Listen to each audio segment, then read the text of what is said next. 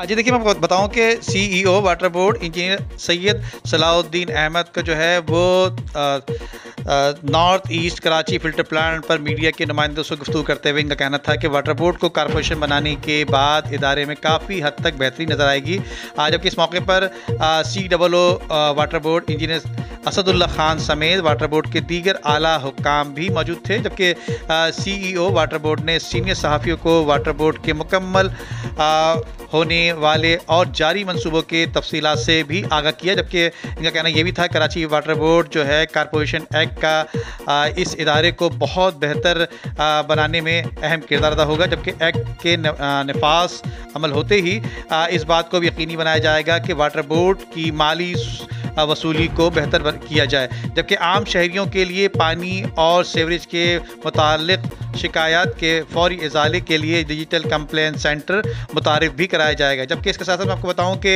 Revenue को बढ़ाने के लिए रिकवरी को ज़िलाई सतह पर भी आउटसोर्स किया जाएगा, जिसके मद में अरबों रुपए इकट्ठे करके मुलाजमीन के वाजिबात की अदायगी पर भी सर्फ किए जाएंगे। जबकि इनका कहना यह भी था कि शहर के गरीब कच्ची आबादियों और मुज़ाफ़ाती इलाकों के रिहायशियों को रियायती नर्ख पर पानी फराहम किया जाएगा। जबकि एक्ट के तहत जो है वाटर बोर्ड के लिए अलग पुलिस स्टेशन भी कायम किए जाएंगे, जो वाटर बोर्ड को पानी की चोरी और उसके साथ साथ लाइन को तोड़ने समेत दीगर जो वगैरह जो वाक़यात को रोकने में मदद जो है फराहम करेंगे। जबकि हाइडेंट सेल के ऑपरेशन को डिजिटल बनाने के लिए हाइडेंट पोर्टल मैनेजमेंट बोर्ड का भी आगाज़ किया गया है।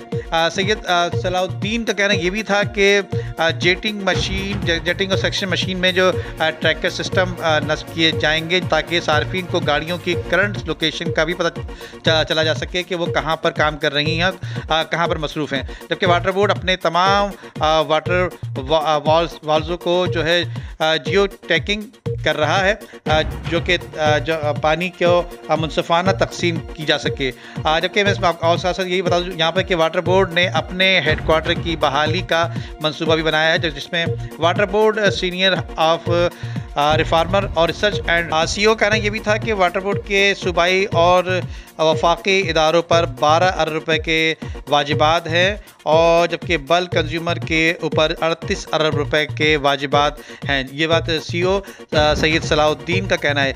सीनियर सहाफ़ियों के सवालात का जवाब देते हुए इनका कहना ये भी था कि नादहंदगान से मिलने वाली रकम सबसे पहले मुलाजमीन को वाजिबात के मद में दी जाएगी, और ताकि इससे मुलाजमीन के जो हालात हैं वो उसमें बेहतरी लाई जा सके। जी, उम्दा में पकाएं और जी भर के खाएं।